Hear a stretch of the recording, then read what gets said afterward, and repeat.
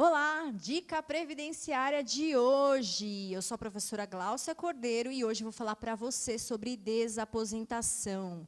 O que acontece? Esse instituto surgiu por quê?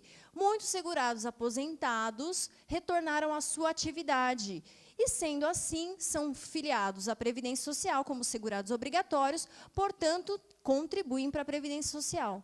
Contudo, ele só tem direito apenas a poucos benefícios. Conforme o artigo 18, parágrafo 2º da Lei de Benefícios, o segurado que retorne, então, às suas atividades e seja aposentado, terá direito apenas a salário família e reabilitação profissional. E ainda o decreto, no seu artigo 103, decreto 3048 de 99, prevê o quê? O salário maternidade. Contudo, esse segurado não teria direito a qualquer outra contraprestação do INSS. Daí surge o quê? O direito à desaposentação, que seria a concessão de um novo benefício com valor mais vantajoso ao anterior. Então, essa foi a dica que eu deixo aqui para você. Essa previsão é vedada pelo INSS. Contudo, o que acontece? O que não é proibido é permitido, e não há uma lei que proíba a desaposentação. Só há o artigo 181b do decreto 3048, que diz que não é possível renunciar ao benefício. Contudo, vem o crescimento jurisprudencial no sentido de que é possível a desaposentação sem devolução. Ok? Essa é a minha dica para você e eu espero você na próxima dica. Ok? Tchau, tchau!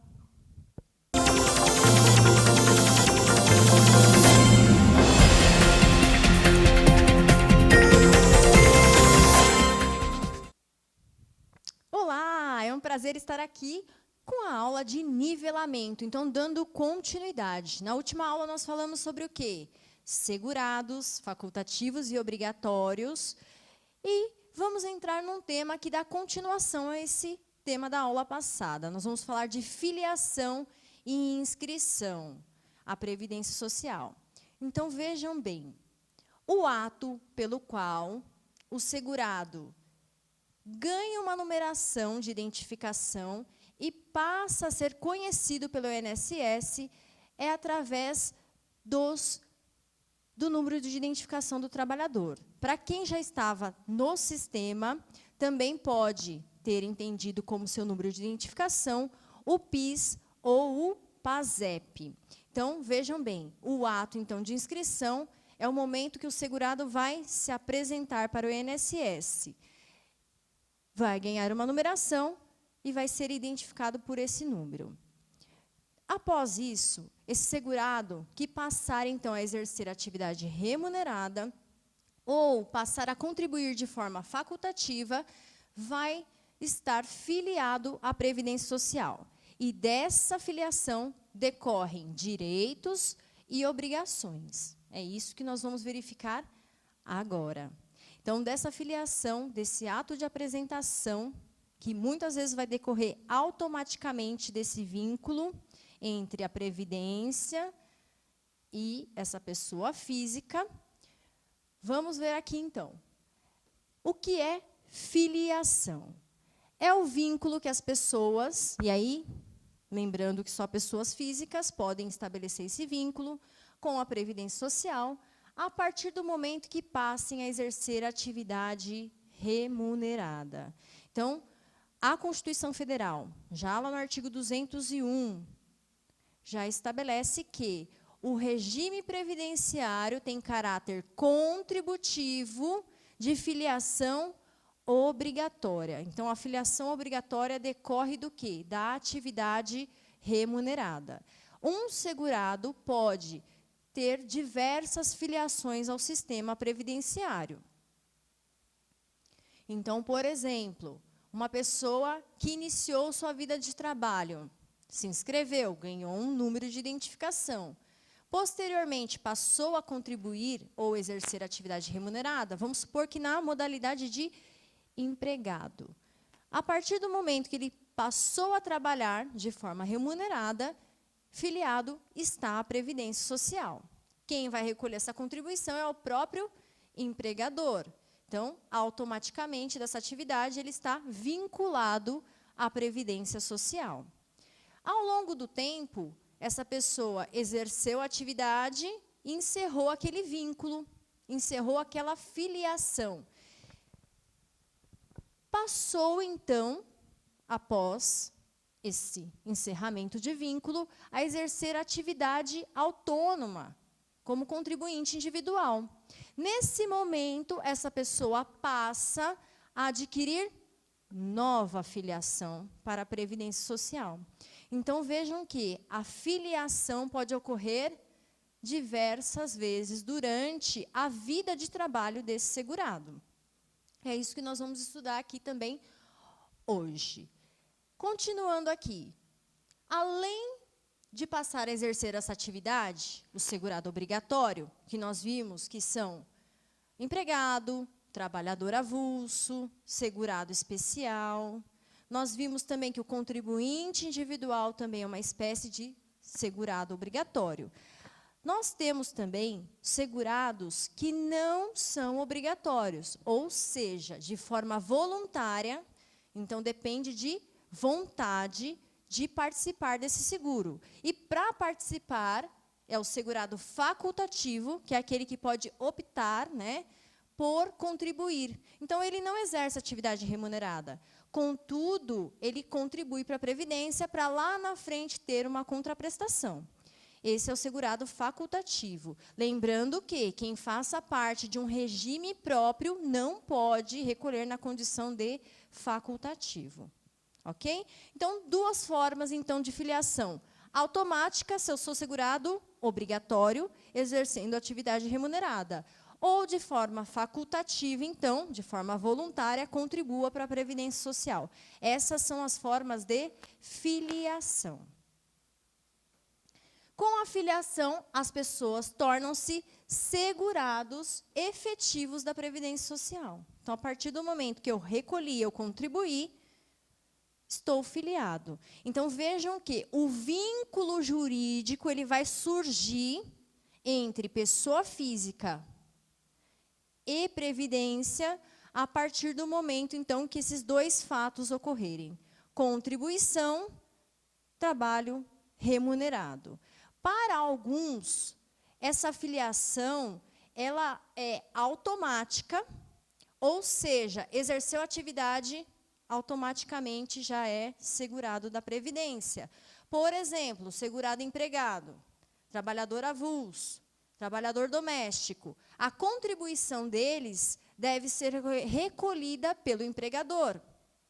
No caso do trabalhador avulso, pelo tomador de serviços. Contribuinte individual também, desde a Lei 10.666 de 2003, a pessoa jurídica, tomadora de serviço, também recolhe a contribuição. Nesses casos, a filiação é automática e a contribuição é por substituição dessas pessoas. Então, e se não houver a contribuição?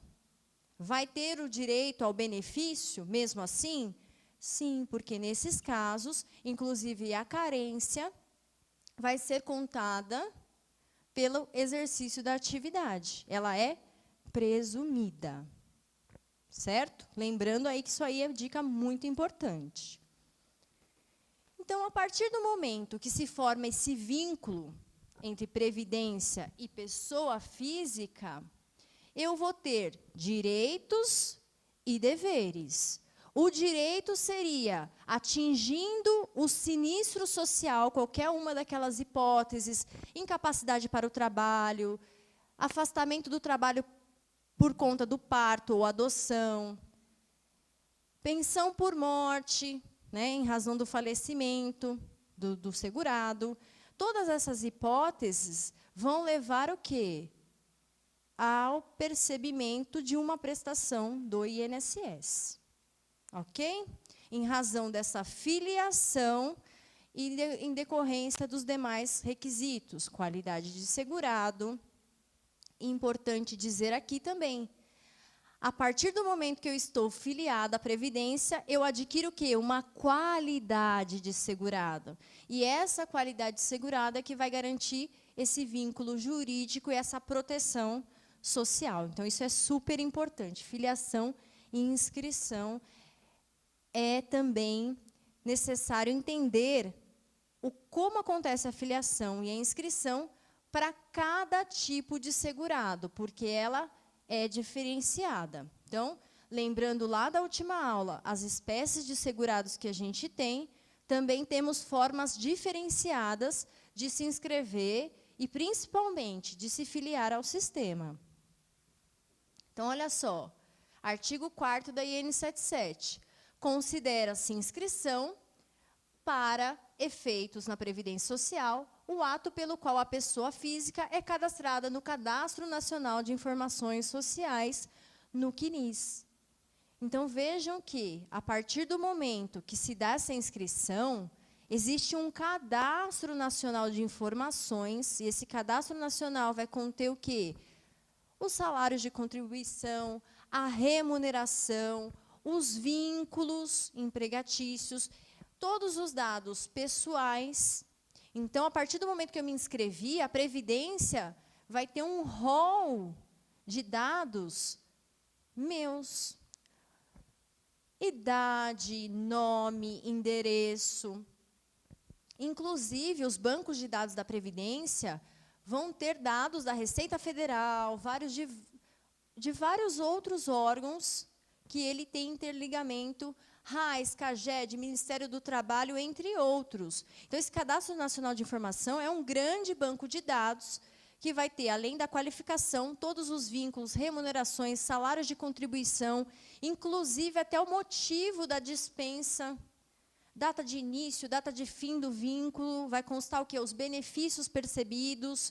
Então, tudo isso consta nesse Cadastro Nacional, que vai aparecer a partir do momento dessa inscrição, quando a gente ganha um número de identificação do trabalhador. O que é importante vocês saberem também?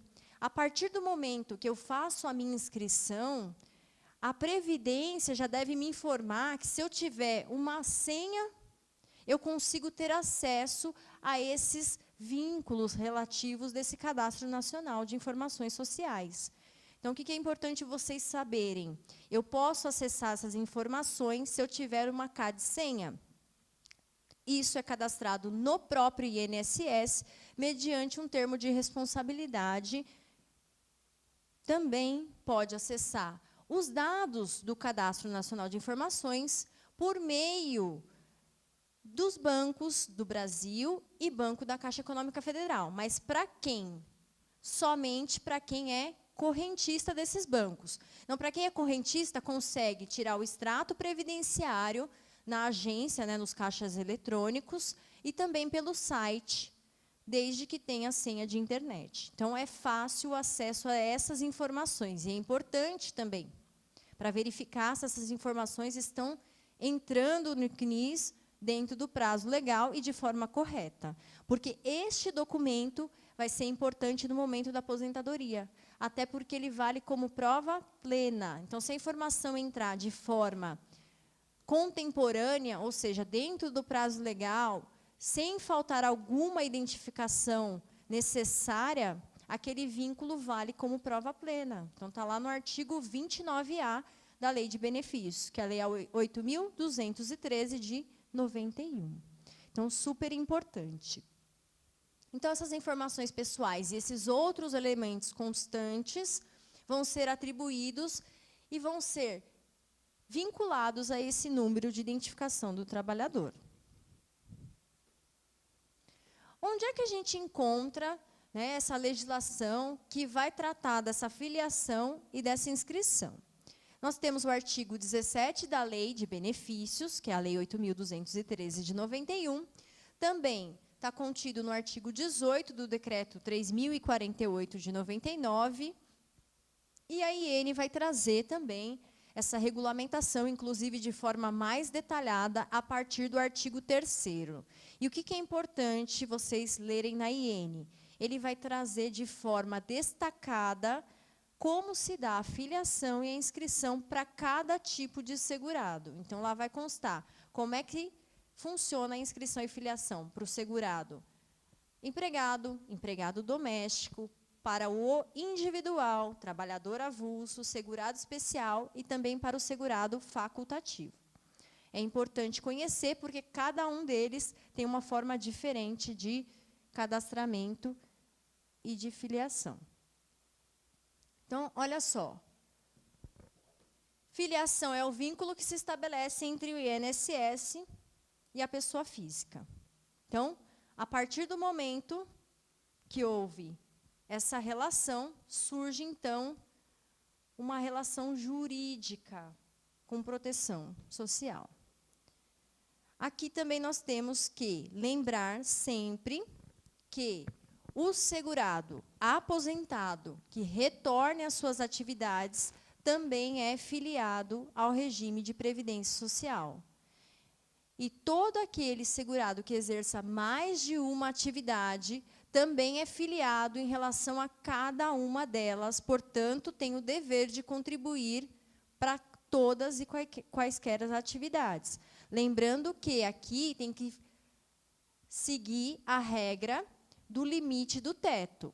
Então, se eu estou filiada em 2 ou mais atividades, eu vou contribuir para ambas, para todas elas, dentro do limite do teto. Então, por exemplo, nesse meu primeiro emprego eu ganho R$1.000. Nesse meu segundo, eu ganho também R$1.000.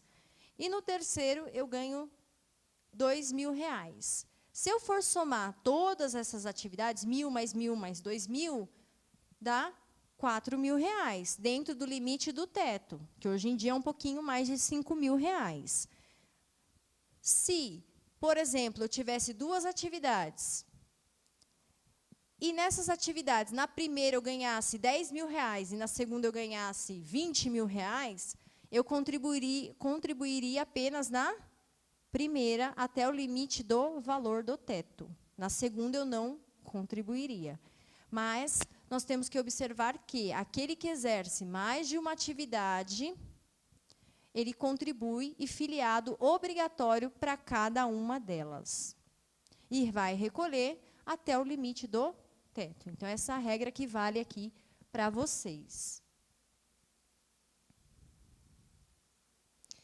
Para o segurado facultativo, a formalização da filiação dele só vai ocorrer a partir do primeiro pagamento em dia. Então, o segurado facultativo não é aquele que se inscreve de forma voluntária, é um ato de vontade, ele não precisa contribuir, ele não precisa fazer parte desse seguro, mas ele quer.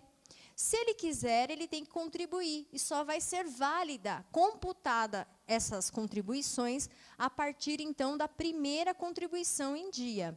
O que tiver para trás não é possível. Então, vamos supor, uma pessoa que nunca tenha trabalhado, uma mulher que trabalha em casa, né? Mas não é remunerado, portanto, não é segurada obrigatória, dona de casa. A dona de casa nunca trabalhou, nunca exerceu atividade e nunca contribuiu para a Previdência. Isso desde 1970. Agora, em 2016, essa pessoa quer participar do seguro e quer contribuir. Quando ela entrar para o sistema, ela vai recolher a primeira. Recolheu a primeira, filiada está e vai ter direito aos benefícios de acordo com o cumprimento dos requisitos necessários. Agora, ela vai poder recolher todo o período anterior a 2016? Não, porque ela não estava nem inscrita e nem filiada. Então, isso é importante também nós analisarmos essa questão e lembrar que, a partir da primeira contribuição, em dia vai ser computada a filiação para o segurado facultativo.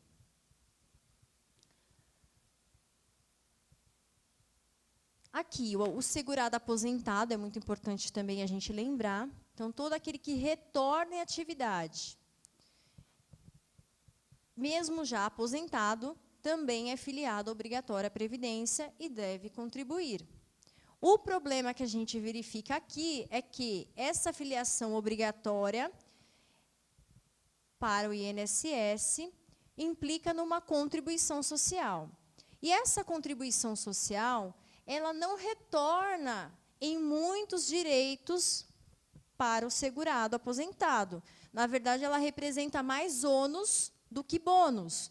Porque o artigo 18, parágrafo 2º da Lei de Benefícios estabelece que aquele que retorne à atividade só tem direito ao salário família e à reabilitação profissional.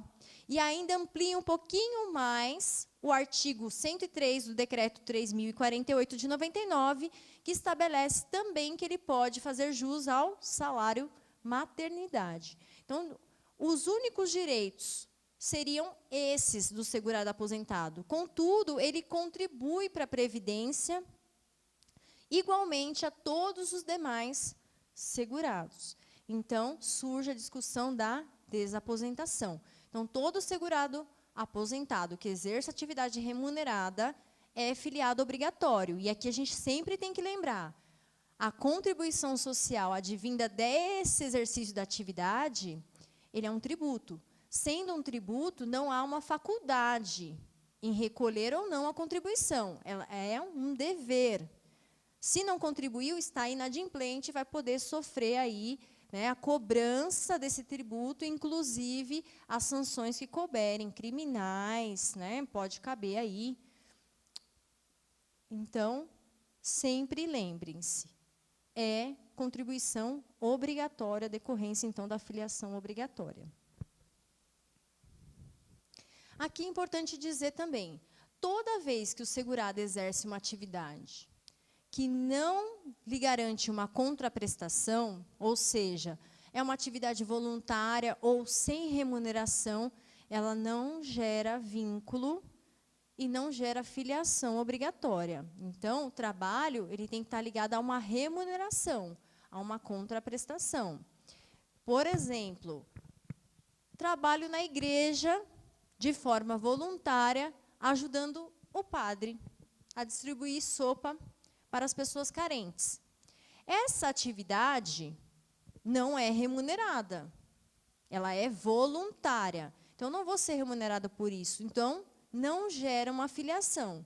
Se eu quiser, naquele período, contar e ter direito lá na frente a um benefício, eu preciso contribuir de forma facultativa. Então, todo aquele que exerce uma atividade que não seja remunerada, não é filiado à Previdência, não vai ter a proteção social, a não ser que ele recolha de forma facultativa. É importante dizer isso porque, muitas vezes, segurados vão procurá-los no escritório e vão querer receber alguma contraprestação. Mas, se ele não contribuiu ou não teve uma atividade remunerada, não será possível gerar um benefício para ele. Pelo menos da Previdência Social não é possível. Pode ser que seja possível gerar um benefício da assistência social, da saúde, mas da Previdência não, porque o caráter aqui é totalmente contributivo, retributivo. Tem que haver a contribuição para ter alguma contraprestação. Então, só vou ter direito a benefício se filiado, qualidade de segurado eu tiver, à Previdência.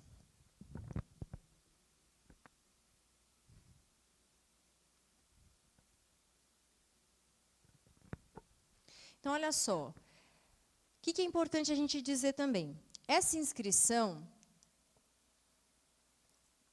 à Previdência, não raro, é feita de forma equivocada. Então, aquele segurado que se inscreva numa modalidade errada, e isso ocorre muito com o segurado facultativo e com o contribuinte individual. Pode ser que, por exemplo, o contribuinte individual esteja recolhendo como facultativo. Essa inscrição está errada. Por quê? Contribuinte individual exerce atividade remunerada e tem um código próprio para o seu recolhimento, enquanto que o facultativo não exerce e tem um código também apropriado à sua filiação. Se ocorrer essa inscrição errada, esse pagamento errado, é possível fazer a retificação, apresentando os documentos, então, comprovando essa situação. Então, por exemplo, não estou exercendo atividade remunerada, mas estou contribuindo como individual. Opa, está errado. Contribuinte individual tem que provar o exercício da atividade.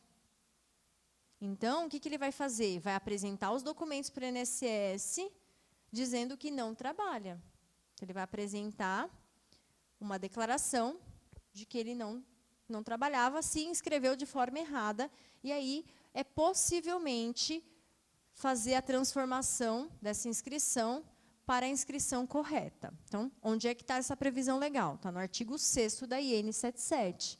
Então, olha lá, a inscrição formalizada por segurado em categoria diferente daquela em que deveria ocorrer, deve ser alterada para a categoria correta, mediante a apresentação de documentos comprobatórios, alterando-se, inclusive, os códigos dos pagamentos das respectivas contribuições, quando pertinente. Então, nesse caso aqui de segurado facultativo, né, deverá ser solicitada a declaração do requerente e também vai ser realizado o quê? Pesquisas no sistema informatizado da Previdência para verificar se realmente ele não tinha algum vínculo de trabalho. Então, faz uma pesquisa externa. Essa pesquisa externa vai ter acesso a dados da RAIS, CAGED, Ministério do Trabalho e Emprego, Receita Federal, inclusive, por exemplo, você prestou a informação do seu imposto de renda. Lá vai constar algumas informações que podem ser puxadas por esse banco de dados para verificar se houve ou não atividade remunerada neste período. E aí, sim, consegue efetuar a mudança da categoria de inscrição. Isso é comum acontecer. Aqui, para o trabalhador avulso, o que é importante a gente verificar? A inscrição desse filiado, desse trabalhador avulso, que é aquele que presta serviços para o tomador, está vinculada a um órgão de gestão de mão de obra, ele precisa ter um cadastro formalizado no sindicato. Então, a partir do momento desse cadastro, nasce para ele a filiação. Então, quais são os documentos que vão decorrer dessa atividade? Essas declarações prestadas pelo sindicato, né, ou gestão de mão de obra, que vão habilitar ele para a atividade. Então, a partir do momento que ele passa a exercer essa atividade, ele já é considerado de forma automática. Então, prestou informação por meio da GFIP, já passa a ser inscrito. Então, para ele é muito mais fácil esse ato de inscrição e de filiação. Vejam que, se ele nunca foi inscrito, já decorre automaticamente tanto a inscrição quanto a filiação. Ele não precisa ir até o INSS ou fazer nenhuma outra inscrição.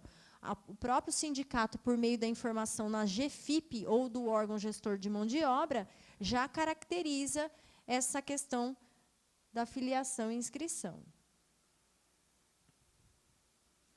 Para o contribuinte individual, já é um pouquinho diferente. Como é que é formalizado?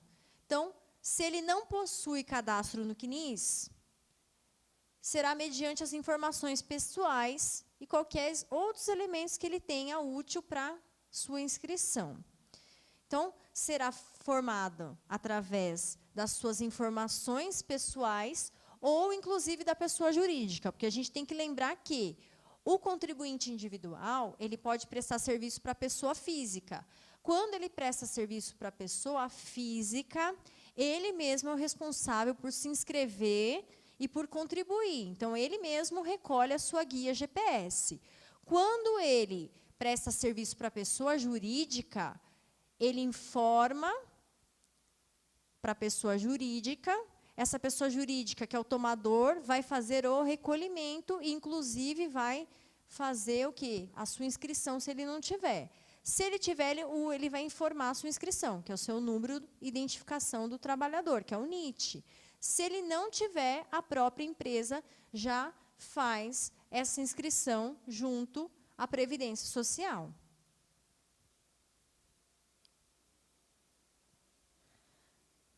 Também, se ele já possui cadastro no CNIS, então, vai ser mediante o quê? Inclusão da atividade ou ocupação no cadastro. Então, lá constava um vínculo, vai nascer a inscrição de um novo vínculo, que é uma nova filiação. Tá? E vai constar lá também o quê? As contribuições relativas a esse vínculo. Tá? E quem é microempreendedor individual, que é o MEI, também vai fazer essa inscrição pelo portal do empreendedor. Tá? E essa inscrição será feita, então, por meio do site, que é portaldoempreendedor.gov.br. Ok? Então, é fácil fazer essa inscrição. Então, esses dados são enviados eletronicamente para o CNIS e vão fazer parte, então, desse Cadastro Nacional de Informações. Segurado facultativo. Para o segurado facultativo, né, nós vimos que é vedada a filiação para aquele que esteja vinculado a regime próprio, né, não é possível, a não ser que ele esteja afastado sem vencimentos e não haja previsão legal do seu regime próprio também, porque pode ser que haja previsão do regime próprio de que aquele que se afaste possa contribuir de forma facultativa. Se não tiver a previsão legal lá no regime próprio, afastado da atividade, ou seja, não vai ter contribuição, porque ele não está exercendo atividade remunerada naquele momento, aí ele pode fazer parte do sistema do regime geral de previdência social, mas só nessa hipótese, e é preciso verificar, porque senão essas contribuições não são computadas. Se ele contribuiu de forma errada, a única coisa que cabe aqui seria fazer a compensação desses créditos ou a restituição, que é a repetição de indébito.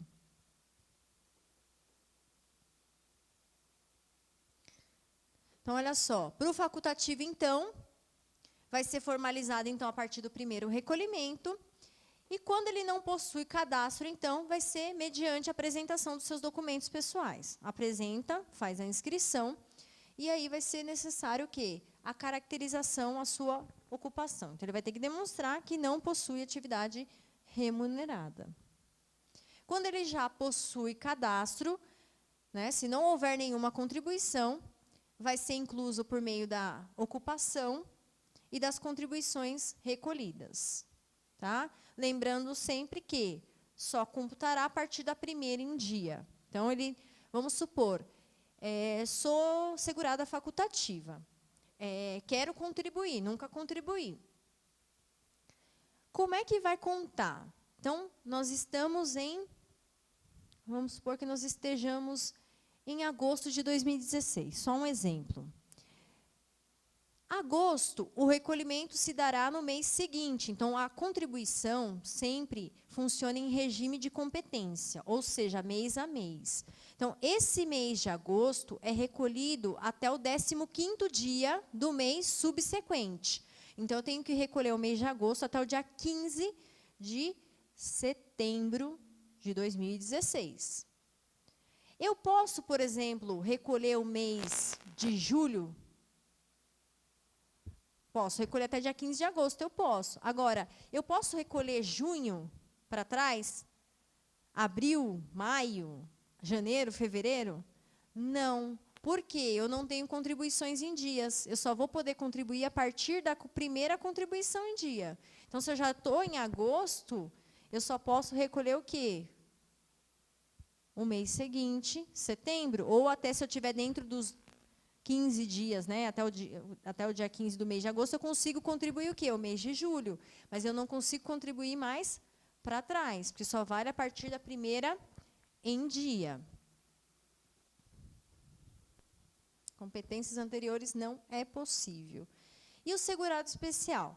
O segurado especial é aquele que exerce atividade rural em regime de economia familiar.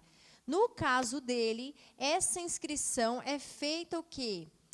No próprio órgão, por meio do quê? De vinculá-lo ao seu regime familiar. Então, ele vai apresentar o quê?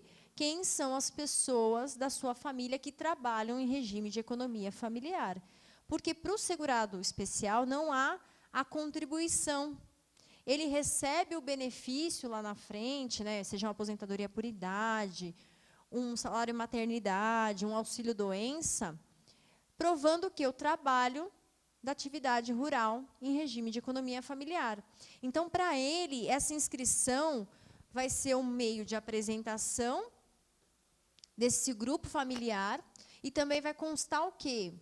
O município onde ele reside, onde ele presta essa atividade rural, e também vai constar aqui a sua identificação e do seu grupo familiar. Outra coisa que é identificada é a propriedade.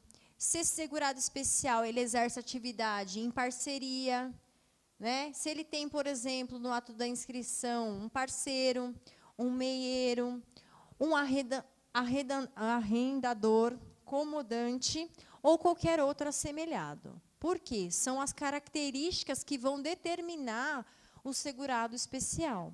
Então, toda a informação vai ser nesse sentido de fazer essa caracterização. É importante fazer prestar essa informação já inicial, essa inscrição, essa afiliação, porque no momento que o segurado especial ele for se aposentar ou requerer algum outro benefício, fica muito mais fácil. O que é importante vocês saberem? Para o segurado especial, por exemplo, é possível a inscrição pós-mortem, ou seja, vamos supor que um segurado especial faleceu. Ele trabalhava em regime de economia familiar, com a sua esposa, com seus filhos. Então, não tinha inscrição no momento da sua morte. Filiado ele era, porque exercia atividade, estava lá contendo no rol do artigo 11, inciso 7, que trata quais são as características do segurado especial. Então, portanto, ele era segurado especial e vai ter a proteção social. E essa inscrição pode se dar após a sua morte. Mas vejam que essa previsão legal só é assegurada ao segurado especial. Aos demais segurados não é permitido fazer a inscrição pós-mortem, muito embora exista uma tese jurídica, mas é jurídica, e assim nós temos que levar para o Poder Judiciário, da inscrição e do recolhimento pós-mortem para os demais. Mas para o segurado especial, a previsão legal. Isso é importante saber.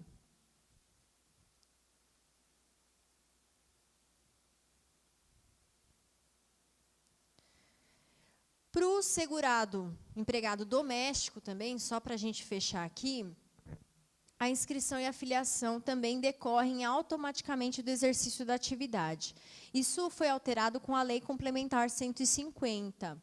Né? Antigamente era de outro modo que se dava a inscrição e a filiação. Então, agora, com a Lei Complementar, se dá a partir, então, da atividade remunerada, assim como o empregado e o trabalhador avulso, conforme a gente viu.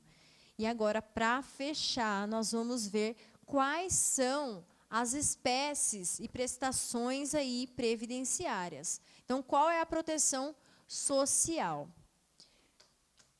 Nós temos vários benefícios. E para vocês gravarem, eu vou fazer aí uma brincadeirinha com vocês. Eu estou sem caneta, mas eu vou falar devagarzinho, assim, para você entender e anotar aí no seu caderno, certo?